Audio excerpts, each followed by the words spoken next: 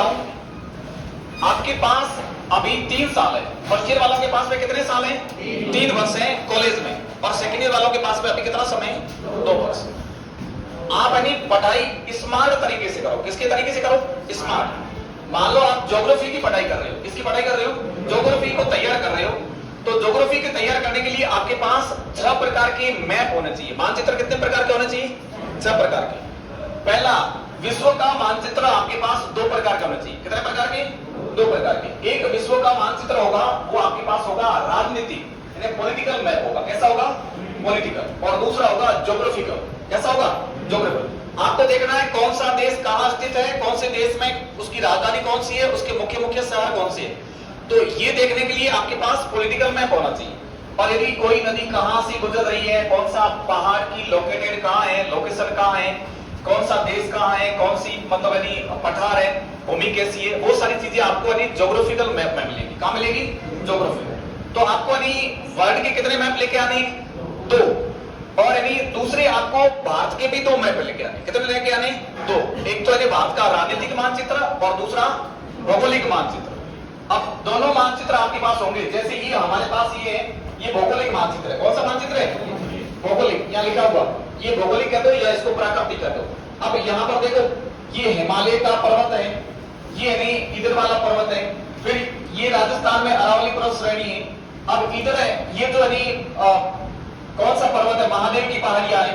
ये सारा जो यानी कहां का कौन सी चीजें लोकेटेड है, ये सारी आपका ज्योग्राफिकल मैप में होगा। और ऐसा कैसा एक आएगा आपके राजनीतिक मानचित्र। राजस्थान कहां है, राजस्थान की राजधानी कौन सी है, उत्तर प्रदेश कहां है, उसकी राजधानी कौन सी, ये सारी चीजें उसमें नहीं राजनीतिक मानचित्र में होगी। और ऐसा कैसे मानचित्र लेके आने आपको? राजस्थान के 2। कितने लाने हैं? राजस्थान के 2। राजस्थान में भी एक तो आपका ज्योग्राफिकल होगा और एक दूसरा कौन सा होगा? पॉलिटिकल होगा। 6 मानचित्र आपके पास होने चाहिए। जब जिसकी अध्ययन कर रहे हो आपकी टेबल के सामने चिपका देना। क्या करना है? चिपका देना। और यानी आपके पास एक एटलस होने चाहिए, और सबसे अच्छी एटलस आती है आपके पास में ऑक्सफोर्ड यूनिवर्सिटी। इसकी आती है।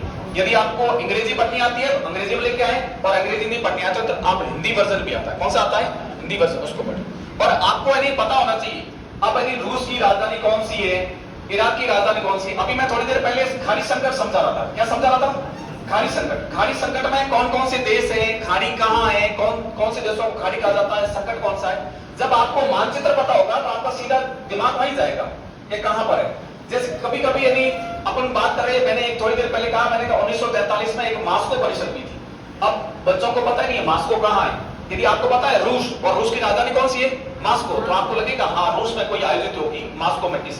तो आपको ज्योग्राफिकल में कौन सा शहर, कौन सा देश, कौन सा स्टेट कहां है, ये लोकेटेड, ये पढ़ना पता होना चाहिए। पर यदि आप पॉलिटिकल की तैयारी कर रहे हो, या फिर आप इकोनॉमिक्स की तैयारी कर रहे हो, या फिर आप यानी हिस्ट्री की तैयारी कर रहे हो, तो ये सारी चीजें आपके पास होनी चाहिए सारे। अब जैसे आप हिस्ट्री की तैयारी कर रहे हो तो हिस्ट्री में आप यानी सभ्यता पढ़ रहे हो। क्या पढ़ रहे हो?